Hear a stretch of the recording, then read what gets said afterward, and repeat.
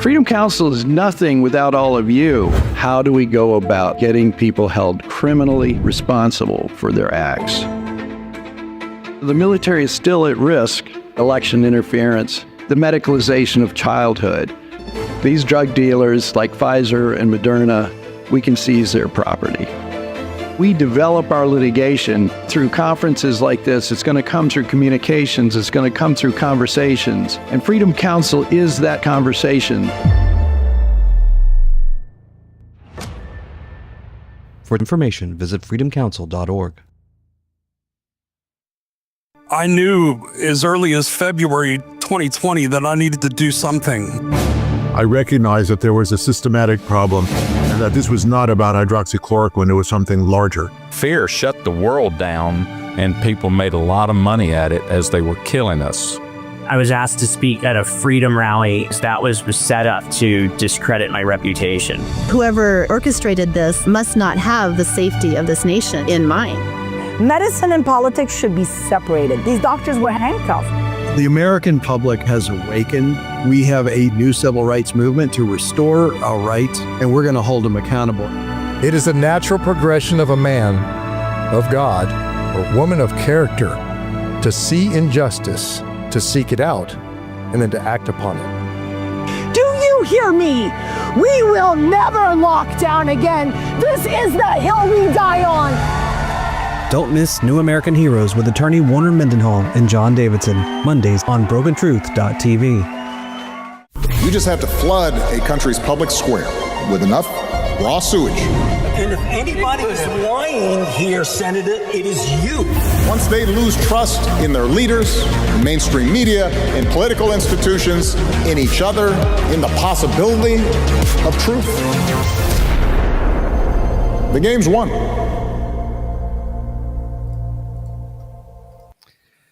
With Broken Truth Tuesday, Freedom Counsel Tuesday. I'm John Davidson. With me is my lovely co-host and talented co-host, Jennifer Kennedy. And today we have John Sullivan, an attorney out of Texas, who has pretty impressive lawsuits going against it's United and Hawaiian Airlines, correct? Those are two of the defendants, John. Thanks for having me on. Welcome, John. So John, can you kind of give us the introduction into your cases, what they're about, and who you're representing? Sure. So I guess it's been about a little over 4 years ago now that we started. I started getting some calls from some friends who worked for United Airlines, and they were facing the vaccine mandate that had been handed down there. And they had primarily, it was sincerely held religious beliefs against taking the vaccine. And so kind of came to me and asked what we could do about that. And then shortly after filing that lawsuit, had some friends reach out from Hawaiian Airlines as well. And then their mandate was tracking about 5 months or so behind United's, and so we ended up filing suit there in January after we had filed initially in September of 2021. And how many clients are you representing? Oh, so we've got in the United case, we're representing around 2,000 employees. In the Hawaiian case, we're down to about 150 or so, I believe.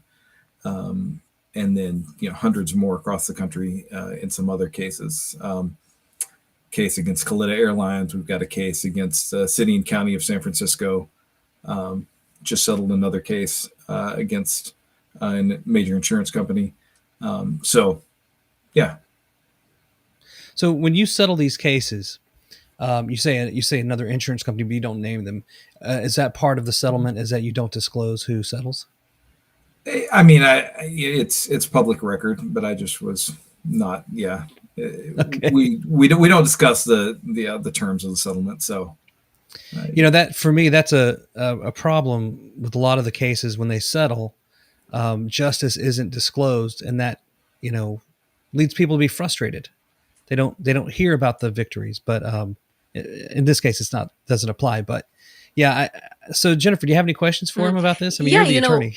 What I think it's really interesting actually to understand. So in United, you've got around 2,000 plaintiffs, and in Hawaiian, about 150. Number one, are your plaintiffs, obviously, they're not all flight attendants. Sounds like they run the gamut from every possible type of airline employee. Is that correct? Yeah, no, that's right. It's everybody from the pilots and flight attendants to the mechanics, baggage handlers, gate agents, even Probably the some plane cleaners, who come through. cleaners, Uh-huh. some front office people. Yeah, it does run the gamut. And so you have so many in United because that's where the class certification has been granted, but not, it was withheld in Hawaiian, correct? That's right. Well, and also United's just a much larger company as well, right? So there were around, it's usually I found it was about 5%. It seems like of the workforce at each one of these companies that went ahead and went through and tried to coerce their employees into taking the vaccine. There were about 5% of the company that would kind of stand up to that for primarily religious, but also some for medical reasons. And so in United Airlines, that equaled about 2,000 people. The class that we got certified there is closer to 1,000 people because the district court certified a class of pilots and flight attendants who were placed on unpaid leave for refusing to get the vaccine. But everyone else was kind of left to bring their own lawsuit. They were not made part of the class. And so right now we actually have cross motions at the Fifth Circuit. We're seeking to expand the class, saying that you kind of force the same illegal choice on all these people at once. You gave them all the same illegal remedy of what was not a reasonable accommodation. And therefore, they could all be made part of the same class, seeking the same type of injunctive remedy, even that the court tells United, you're not allowed to do this in the future. And that the illegal remedy was the unpaid suspension, wasn't it? That we saw out of the Sombrano case, wasn't it? That's right. It's a Sombrano case. That's correct. Yeah, and we're seeking to expand the class, and United Airlines is seeking to get rid of the class altogether that was already certified. So that's what's at the Fifth Circuit right now. Which court was it, and on what grounds was the Hawaiian case not allowed to go to class? So that was the District Court of Hawaii. So these are in federal court, and the court there kind of just said basically that there's too many individual questions about their beliefs or about their potential remedies, even though the company had decided long before it addressed anyone's request for an exemption, it had already decided that it was not going to allow these people to continue working. So that was already kind of baked in, and we believe that that's already an existing violation of Title VII. When you act with the motive of not providing an accommodation, you've already violated the law, according to the Supreme Court. So, but the court said you have these individual questions. You've got individual questions about, what potential accommodations you could use. Even though, what we posed all along was that, everyone here could have and would have been willing to provide negative COVID tests, right? And the one thing I've said all along is that who you can't catch COVID from, right? It's someone who doesn't have COVID, right? And a negative test is a far more superior indicator of not having COVID than having gotten an ineffective vaccine, months or even years prior to when people were still being held out of work. What benefit does your case get from being a class versus non-class? It's just efficiency, right? It's more efficient for the courts to do because you're dealing with the same questions, right? Did the company act with this motive or did they not? Could they have provided this reasonable accommodation or could they not have? And so it's more efficient for the judicial system to handle it like that. It's more efficient for attorneys on our side to handle it like that, so that we're not doing the same paperwork thousands of times. And are you able to appeal that ruling on class status? Yeah, so we did. So we appealed. Oh, you're talking about in the Hawaiian case, right? Yeah. So we did not appeal there, and instead we just turned around and filed what's called a mass action, where it's like all these individual plaintiffs who had gone through the EEOC process and obtained right to sue letters had the ability to bring their own lawsuit, and so we just filed a large case, just naming all of them at once, hopefully to kind of get some of the economies of scale that you would get from a class action. But even the potential class there was a lot smaller than it was in the United case, so it's not quite as onerous to bring this type of action versus the class action with the Hawaiian group. And John, you mentioned that you filed back in September of 2021. That was the first one, was it? And then That's again, correct. Have you been surprised about the time? I mean, here we are in 2025, rolling into 2026. Are you surprised, or did you expect this kind of lengthy delay? I mean, I grew up in big law, right? Like, and representing these same types of companies. I've represented airlines before, right? Mm-hmm. And so I know how long a case can take, how long it can get drawn out.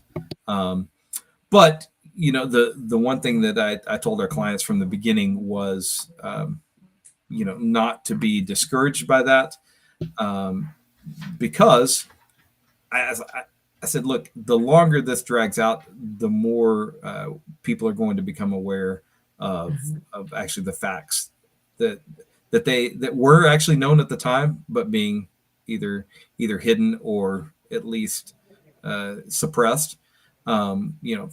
Things that we knew about the vaccine and its effectiveness, things that we knew about natural immunity and its effectiveness, just these different facts that and public perception is going to not look kindly, I don't think, on kind of the tyranny of the mandates, whether they came from the government or from private corporations.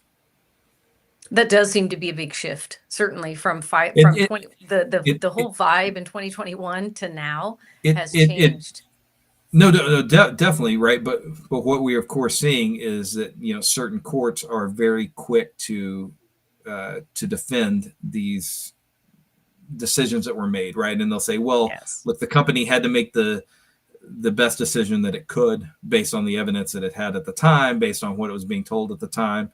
And they're trying to cut those off from getting to juries because they know that juries are going to not look favorably on what these companies did. And in the end, though, when you think about it, what the decisions they had to make at the time in terms of accommodating, though, not too much different from any other situation because they just didn't accommodate, right? They just didn't even attempt to accommodate. Yeah, that's right. Well, they never actually did any sort of real analysis on the question, right? Because of course they, as I noted earlier, they planned in advance not to accommodate. Because this wasn't really about the safety of the workforce or anything like that, because you had hundreds and hundreds of times as many people flying on airplanes as you did working on airplanes, right? Right. And they weren't forcing those people to get vaccinated. So, look, a large percentage of people were, okay, and so you were going to get whatever safety you were going to get was just going to naturally come about through that.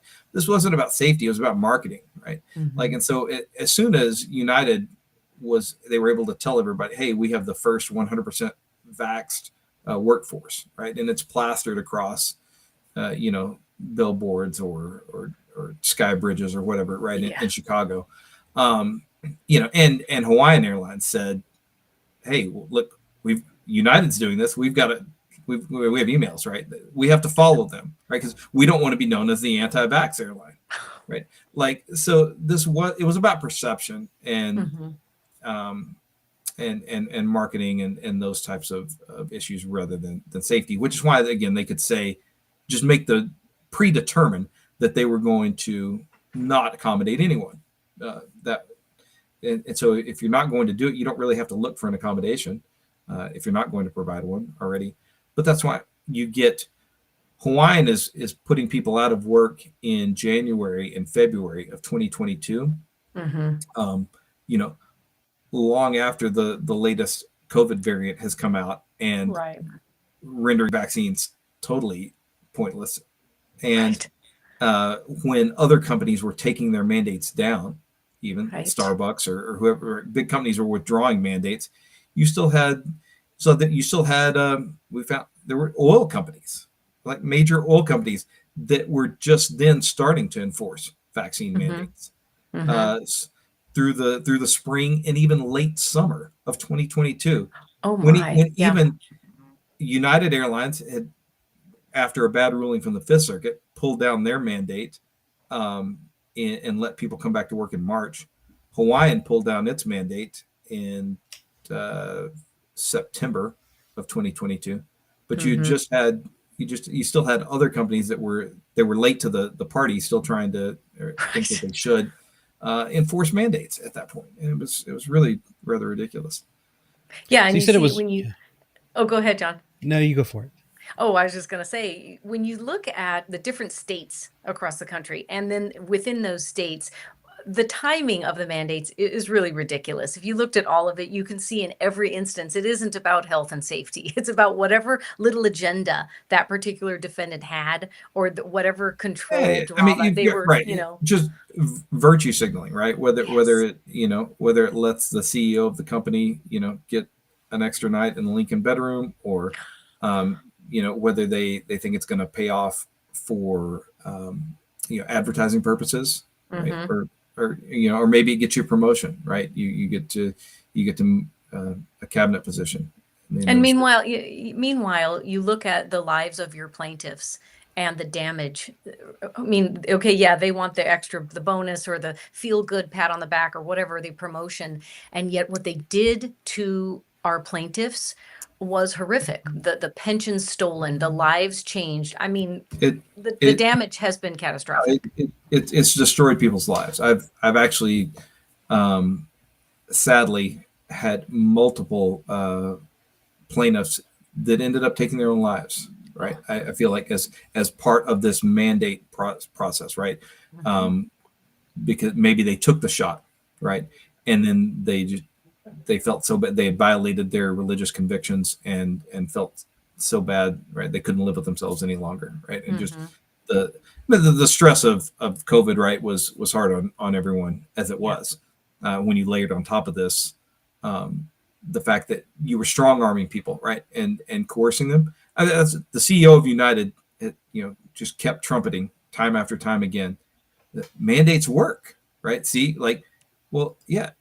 No, duh. Right? I mean, if you put someone to this decision, whether they're going to provide for their family or not, you're going to be able to coerce them into violating their beliefs. They work. That doesn't mean that you didn't break the law, right? Right.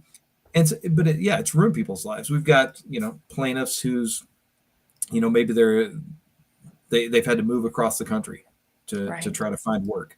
Or they're having to live apart from their spouse because their spouse is living out of their car trying to generate. This is your work. CEO of United. Oh, and he's the one who was just on the CEO of United Airlines. What the? That's him. That's him. Yes. Oh my! I can't imagine that they would have gone for a woke policy. And he just sat for that interview, did he not, recently, where he was really trying. I mean, he actually said, didn't he say something like, oh, we didn't make anyone take it. They had a choice to make, and that they were keeping people safe. It was. I mean, that has been the line since he got sued, especially. But it was obvious coercion, right? Like, I mean, he did. And he was proud of that 4 years ago. That how well the mandate works, right? Because if you put people to that choice, then they're gonna give in to your agenda. Just because most people can't afford not to, right? And Yeah, for locals in Hawaii, to get a job at Hawaiian is almost a dream come true. Yeah, no, for many of them. Of course. I mean, the employees we have, I mean, a lot of them, kept working, or they went on the leave for a while and then came back. And they have loved working there. It pays really well. It allows them, the flexibility to travel. When you're in Hawaii, right? I mean, if you're going to go anywhere, it's got to be by plane. Well, right, got to get off that rock somehow. Yeah, so it's great to have flight benefits, right? And to be able to go see family and things like that. And the bind that they put people in, right? Not allowing this accommodation. When even the city and county of Honolulu itself was providing accommodations for people with religious or medical reasons not to get the vaccine. Even and the city and county of Honolulu was among the most strict, right, in the entire country, because they were trying to really isolate Hawaii and try to prevent COVID from coming there altogether if they could. But even the city and county was allowing accommodations during this time, and Hawaiian Airlines wouldn't. That's just what makes no sense when you look at all the defendants. Again, when you look at the timeline, pre-mandate and post-mandate. Pre-mandate, of course, everyone's doing what they can. Everyone's doing their best. Everyone's masking, testing, doing is whatever required. And then suddenly at 11:59:59 on somebody's arbitrary, pen to paper deadline, suddenly all the unvaccinated in the workplace become the disease vectors, which to me, it's never made sense as a logical argument, has it? That they were fine before. And then why suddenly now is it that critical that they have to leave? When, of course, the entire island or everyone else, like you said, city, county, and passengers. they'd been working for a year and a half on those planes. And of course, the airlines had been advertising how safe it was. It's safer. Scott Kirby told Congress it's safer than basically being in a hospital room or an emergency room, something along those lines, right? That it's totally safe to fly, but then all of a sudden it's not. And to me, that's where it was tied to the messaging that you're really starting to get from the White House at that time, right? That, it's a pandemic of the unvaccinated. Right. The winter of death and illness that is approaching. Yeah. Right. How many winters are we on now? We're all we just got through our latest winter of death and illness. So how do you, considering this has gone on for years, how do you keep your clients informed? I mean, do you have any idea of when they can reasonably expect a jury trial? We don't. So we had one scheduled in Hawaii for the beginning of June, and we were actually out there ready to go. It was going to be the first one of these trials, which would have been great because it would have helped get this issue resolved. Both sides would be able to see what it looks like when this actually goes to a jury. It would have allowed probably all or most of the cases to reach a settlement, some sort of agreement. But the judge, the week before the trial, postponed the trial to the fall. And in the meantime, Hawaiian started filing some additional motions, and we were supposed to have a trial basically during November and over and around Thanksgiving. And that has now gotten pushed back as well. So we're hopeful for a trial this coming year. At least, who was the judge?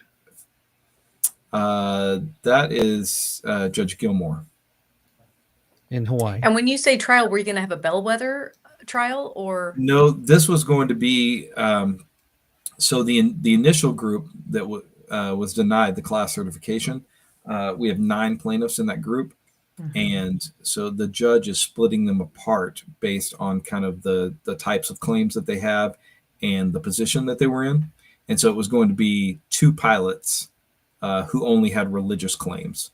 That was going to be the first trial. Is Helen Gilmore? That's correct. I just like to, I'd like to know the players in the game. Mm-hmm. You know, people should know. Okay, this judge is going to pull your case right before. Now, here's what's interesting about that too. As frustrating as this is, every single day, these defendants and judges delay the case or these cases. The population is more and more aware. Just this past weekend, we had Vinay Prasad send the letter out.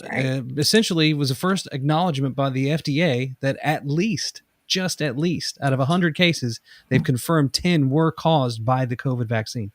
This You mean information the is in 10 it. children's deaths, right? 10 children, 10 of the 96 were confirmed. And that's just 10 that they looked at.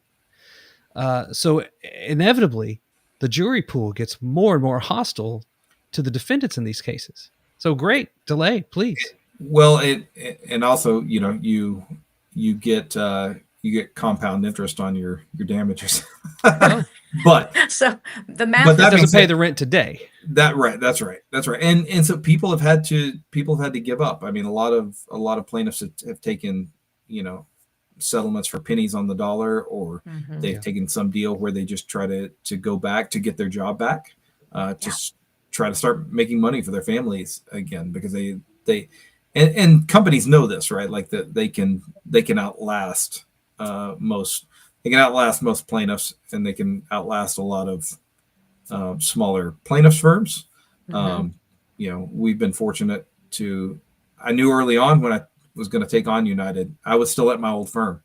So I was going to open my own firm, but I knew I couldn't take them on by myself. And so just kind of developed a model where I started partnering up with some other firms who have helped me on these cases. And so we have the resources to actually keep fighting for years when other people don't.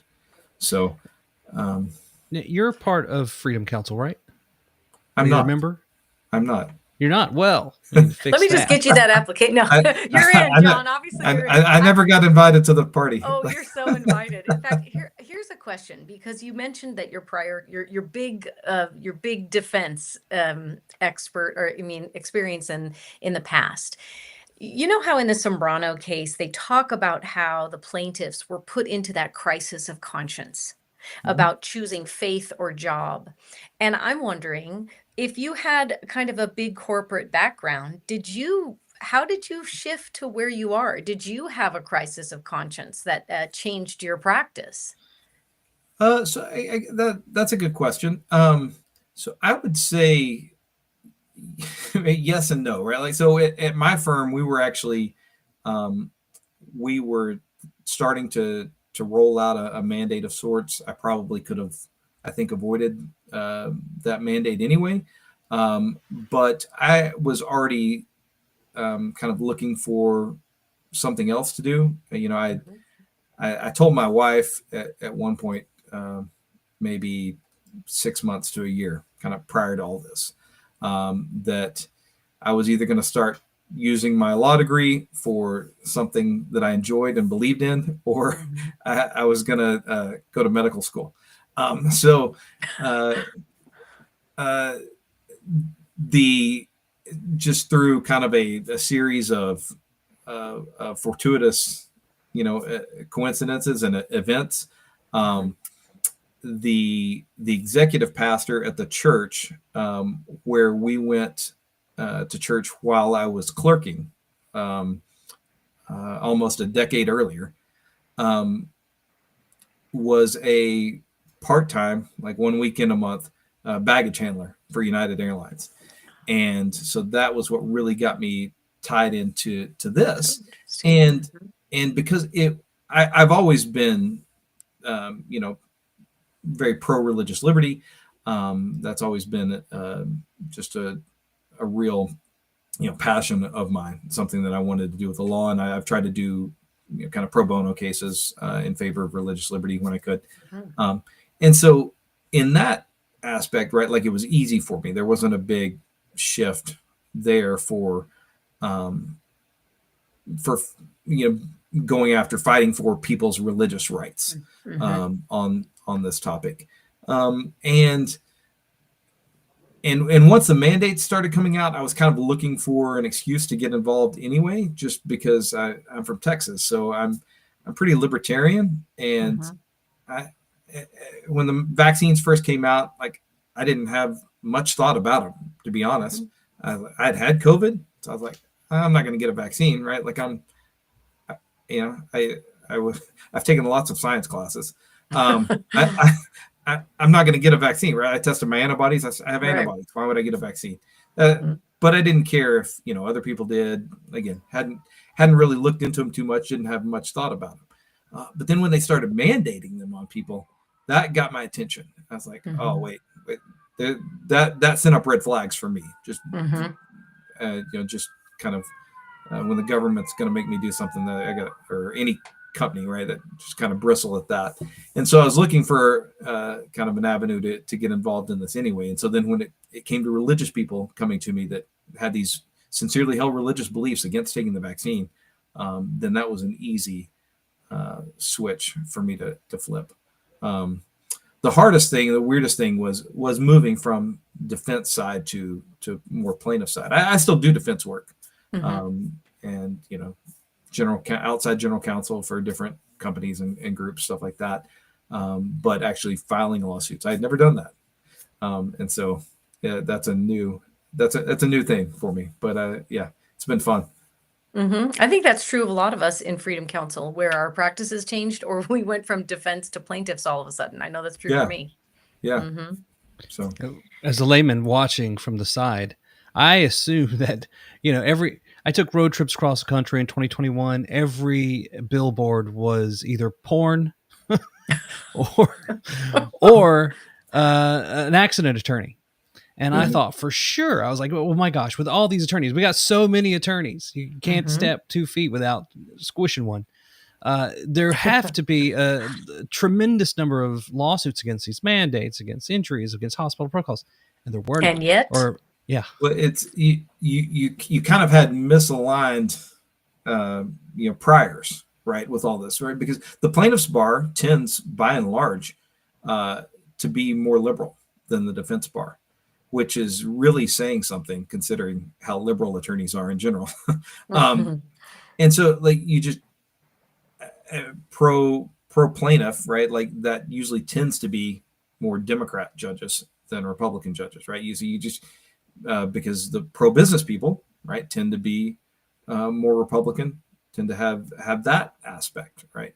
And so everything was kind of turned on its head. Yeah, and you've got all these billboards, right? And that was our joke during law school, was that the running gag was we had to go study for our exams so we could make good grades, because you have to stay off the billboard, right? Like that was the goal. If you didn't do well in law school, you wouldn't get a job at a big law defense firm, and you would end up representing motorcycle victims or whatever, right? Like which I mean, I have sympathy for them, but didn't want to be one of them. And so, yeah, so you're right. You have all these plaintiff side attorneys, but they all were Democrats who were buying into the narrative. And by the time that these mandates came around, we're already, driving 5 hours in search of their third booster or whatever, right? So they weren't going to be the kind of people that were willing to go after these, because they thought everybody should take the vaccine. That's what we've seen. That's what was surprising to me. In fact, in your area in Texas, would you say you are in a very small minority of attorneys willing to take these cases, willing to take any kind of COVID mandate case? Yeah, I mean it took me a while. Like I knew starting out here, right, that there were only certain attorneys with certain firms that would even be willing to take this sort of thing on. It was going to be a very small pool of people to draw from, and I knew most of them, right? So I just kind of started making some calls and seeing who was willing to partner with me on these cases. And it took me 2 or 3 weeks at least to find somebody that could help me. And again, I was reaching out to the conservative lawyers, right? That I knew would be willing to stand up for religious freedom. Right. But the problem is they also have to be willing to stand up to a large corporation like United Airlines or Hawaiian Airlines, because once you cross the Rubicon here, right? Like United Airlines is never going to hire me again, right? Like, so which why I had to leave my firm, right, to even bring this case. So even paid work, right? I mean, you just you're not allowed to sue corporations when you're a big law firm that represents corporations. So. Right. So even you had to take a hit, as it were, to be able to prosecute these and support religious liberty. And for that, we're grateful. That's what Freedom Counsel is all about. And once again, you're invited to the club. We invite all such attorneys to our club. Thank you. Join them. Yes. One of us. Exactly. And I'm not even an attorney, but they let me play around in there. Yeah. It's I guess that is part of it too. And if you're an independent attorney or in a small firm, you get a case like this, it's a loser. And on the face of it, not always, but initially. No, a lot of my clients are telling me the kind of ones that we've either gotten through a class mechanism or a class settlement type of thing. They're like they couldn't find an attorney that would bring this case for them, especially if they were maybe in the Northeast or they were, in less favorable jurisdictions. So Hawaii, California, Ninth Circuit. They could not find an attorney that would bring this case. And so like some of them wouldn't even bother hardly like going through the EEOC process, for instance, right? So which is difficult. It is. I mean, there's a lot of red tape there. It is a giant hassle to exhaust your administrative remedies, right? Is the legal phrase. So like going through the EEOC process, they want you to interview with them. Only they were backed up on their interviews for at least 6 to 9 months. It was hard to even get in with them. And then you got to do the paperwork with them and sign your charge. Yeah, it's cumbersome. And even to understand. Companies count on that, right? To even understand that you have to do that. Or what to do, right? Or what to do or say, or what's your next move? Or honestly, these poor plaintiffs, we hear the same thing out here. Yeah, and corporations, I think, I was never at that high of a level of on the inside, right? But I assume they run actuarial numbers, right? Like on how many people, if for every 10 people we fire, right? How many are going to bother going through the EOC process? I'm sure there's right. It's the right? And they count on attrition there, that people not exhausting their remedies, and it's probably half, I would guess, at least, maybe more. Right. It's the Ford Pinto argument. How many bad accidents or explosions of the vehicle can we are you going to have to before we fix it? Yeah. Yeah. Now, advertising rules limit what you can do, right? In terms of adding more members to class. Like you can't just go like Better Call Saul and, which by the way, come on, that almost made me want to be a lawyer from University of Samoa. But yeah, what kind of limitations? I can't remember the mascot there. I forget. I don't know. Now I've got to look it up. But how do you get more people? Is it all word of mouth for these things? Largely, I mean, that's what it's been for us, right? Like, so I've still never advertised, right? I have still stayed off the billboard, and just, people reach out to me all the time. And that's, I had this initial group with United Airlines that came together. They formed they were all talking together, trying to they had been looking for an attorney to help them. They had been trying and actually pay for it, right? Like pay big law rates. They had been looking for someone for at least 2 months before they talked to me, because they knew that a mandate was coming, right? Like the company had said, no, we won't do a mandate, but they knew it was coming. So they had already kind of banded together. We're looking for representation. Couldn't find it from any big law firm, of course. as we've discussed before. And so when I got connected with them, they were able to, we put together a 501c4 that helps advertise for their group and kind of bring people in and coordinate, hey, this is who you should talk to, that kind of deal. So other than that, yeah, it's primarily been word of mouth. I mean, people just reaching out, and people had kind of banded together somewhat when either right before or right after mandates issued at these companies. So they started talking to each other, but a lot of people, just never even knew about it. They kind of were out there on an island. And so we were kind of finding them later, maybe through the class process. And yet, wouldn't you say that the people you find later, people they're really starting to hit those statutes limitation. That's starting to be a problem for almost everybody. It feels like, wouldn't you say? Well, yeah, because most of them have already passed, right? Because you have virtually in every state, you only have 300 days from the time that the company takes it. It should be its last action. The courts have been fighting us on this too, but it should be from the time that the company takes its last adverse act of harm, right, against you. You should have 300 days to file your charge with the EOC. But that doesn't mean contact the EOC. That doesn't mean like try to schedule an interview and set for a phone interview and go through that process. That means until you actually sign your charge of discrimination and it's filed with the EOC. You only have 300 days. If you don't do it within 300 days, then you've lost the claim, at least your federal claim. Now, you do have some states, such as California, I think you've got up to 3 years. We have 3 years for that. The FEHA claim. For your FEHA, yeah. So you can kind of get to the same place, right, through a state law remedy there.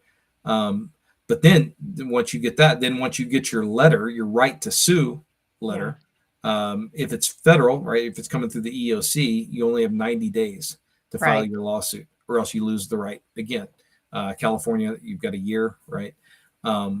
Once the state agency issues its letter. So a little bit more lax in California, but only for state law claims.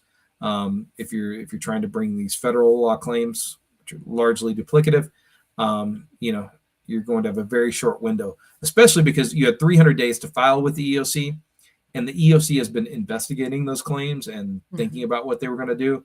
And in very rare instances have tried to bring charges. For the most part, have tried to reconcile the case or just issue the right to sue. And the last of those are really rolling out now.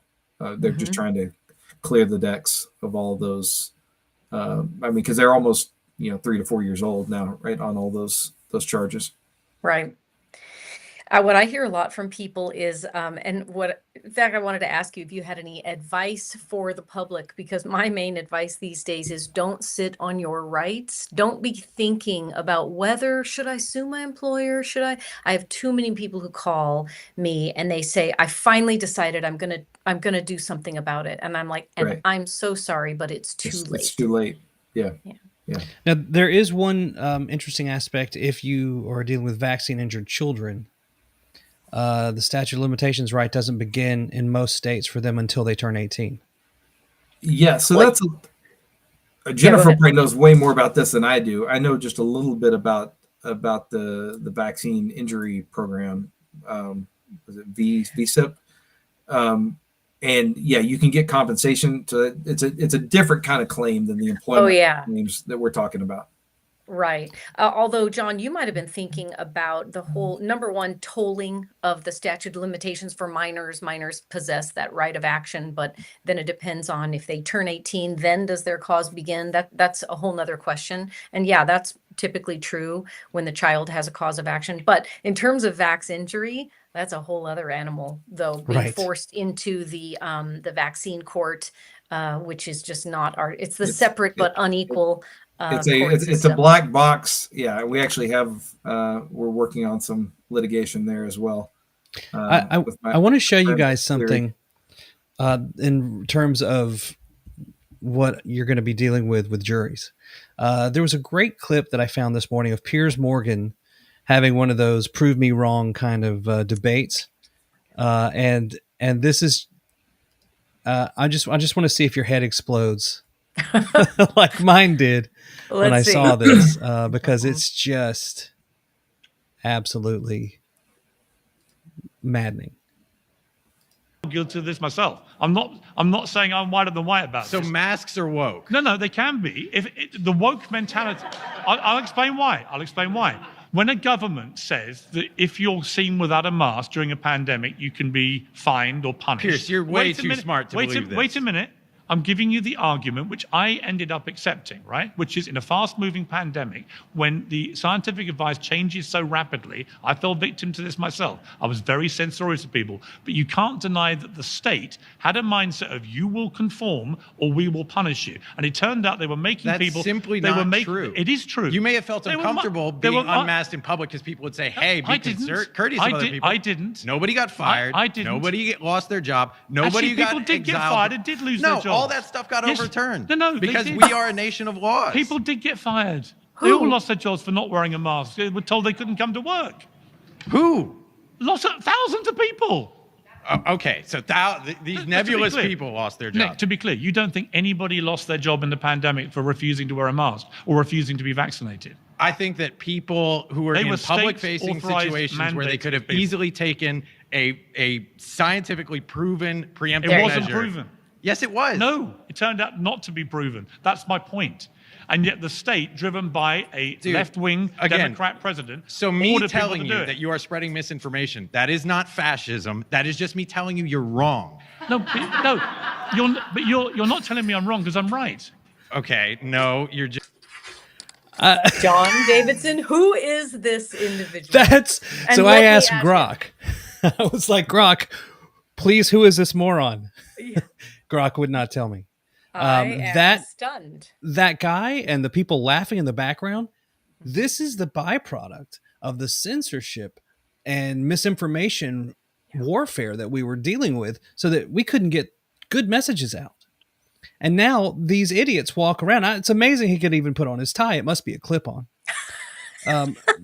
But these idiots are walking around with this completely false vision of the world, and they're juries. Yes. Very similar. I've had the same kind of astonishing feeling where I was speaking to an extremely intelligent friend of mine who unfortunately bought in to all of the hype and all the propaganda. Yeah. And I said the word ivermectin, and my friend said, "What's that?" Yeah. Astonishing. What's that, you say? And another thing I found this morning was that Twitter likes to put people into silos based on their advertiser friendliness. Mm-hmm. If the advertisers don't like you, you get put down to tier 1 and you're invisible. You make a post, and this is where I live. Because if you talk about uncomfortable things that might upset advertisers, well, we can't have that. So you think that you're safe or you have a venue in Twitter, but you actually don't. And a lot of this guy right here, I'm sure he's on Threads or Blue Cry or wherever they go to regurgitate this bad information. Yeah. But yeah, I saw that and I was like, oh, what a great thing to have right before this show. Oh my word. That Piers Morgan, what a gaslighter. What a gaslighter he and is. Now now he wants to talk about the state and the state censoring people and the state. He was the worst. He was, we have at least he's admitting it his there, though. Twitter feeds. What's that, John? At least he's admitting it there, though. Right.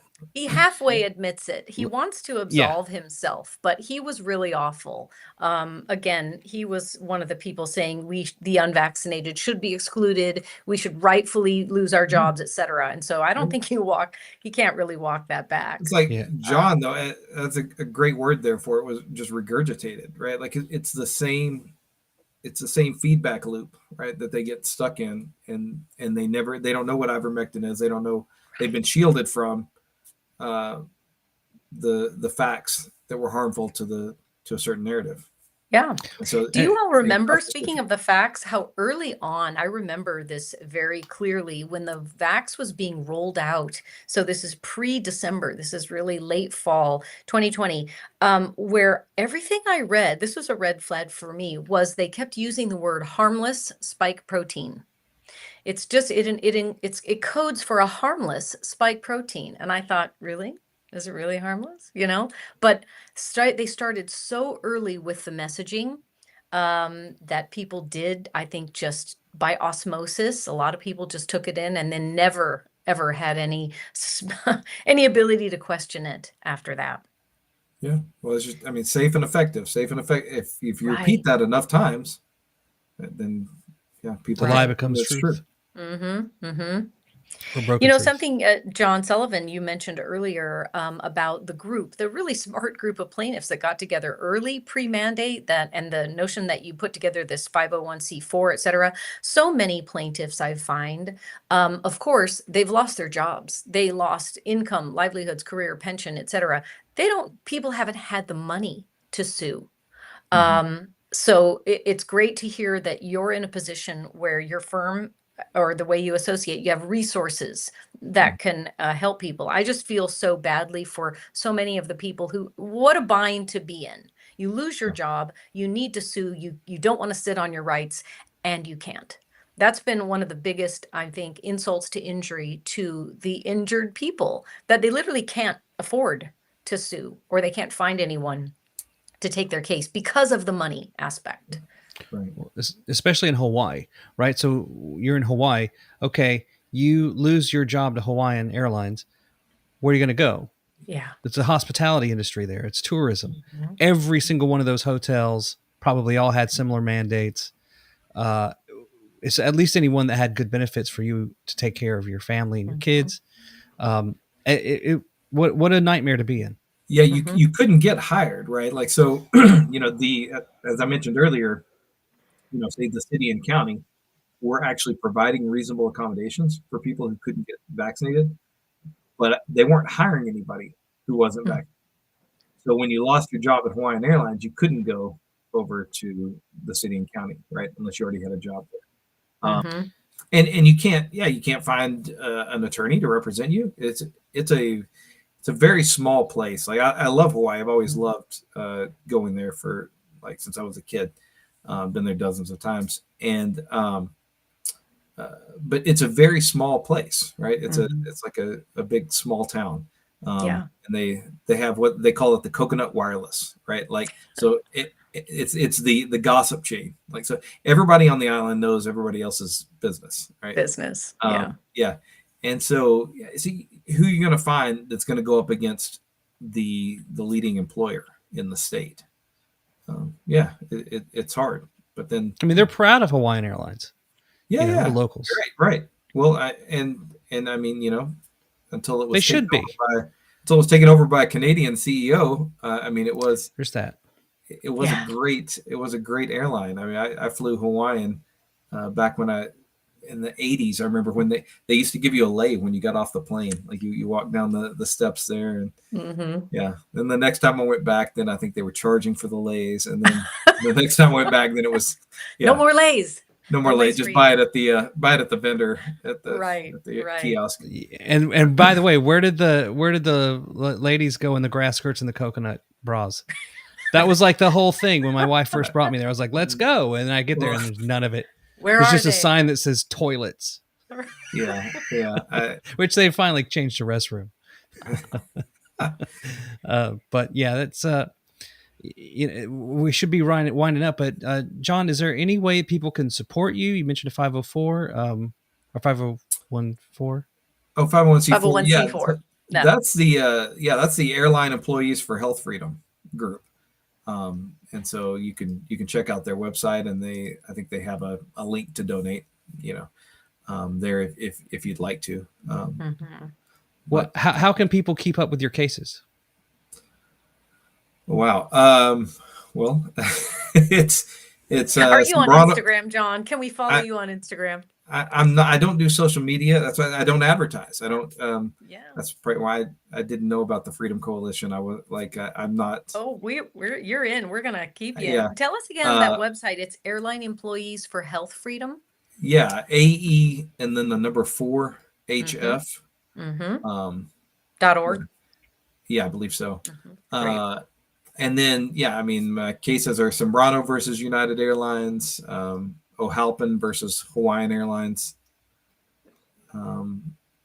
What's the status of O'Halpin, actually? That's the one we're waiting to have a trial now. Hawaiian has filed some motions, and they've now tried a new argument that basically they had to enforce these vaccines. They couldn't accommodate people because of certain international destinations that they had, right? Is that the argument that, like, the nurses and doctors, we can't let you in our nursing program, we don't have a mandate, but that clinical place does? It's similar to that, right? And so then they're trying to hide behind the Railway Labor Act, right, is what it's called, and say that this will cause a problem with the airline collective bargaining, seniority, the whole system, because we can't send you to certain locations. Okay. Only then we later found out and have now informed the court that Hawaiian was misleading the court, that in fact they could send people to those destinations because maybe if it was Samoa or Tahiti, people weren't actually entering the country. They were just landing, offloading passengers, loading new passengers on, and flying back to Hawaii. So they weren't actually even entering the country. Or we found out with Japan that they were treating vaccinated and unvaccinated the same at that point, and they were treating them differently than crew members anyway. So crew members had their own things. The same was virtually true for Australia. Australia, interestingly, would also treat you as vaccinated if you had a medical reason not to take the vaccine. They would actually consider you fully vaccinated.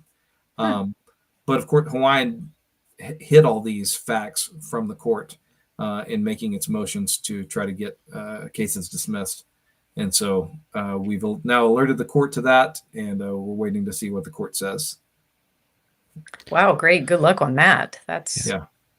Well, excellent. Mr. John Sullivan, thank you so much for all of the work that you do in representing your clients. I wish you the best, and please come back and let us know when you have big updates, and we will make sure to toot the horn for you. Great. Since you're not online. Yeah. Which, by the way, is the smartest thing you could probably do. Yeah. I have a firm website that just so that I seem, I have to have some veneer of legitimacy here. Thanks for having me, John. This was fun, and thanks to you too, Jennifer. Of course, our conversation. Glad to have you. And that wraps us up. Thanks everyone for watching, and we will see you again soon enough. I believe in the Constitution. I believe that one case, the right case, can change the world. If you believe this too, Freedom Counsel is for you.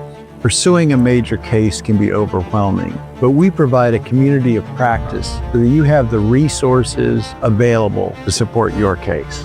My name is Warner Mendenhall, and we are Freedom Counsel. Join Freedom Counsel today. Freedom Counsel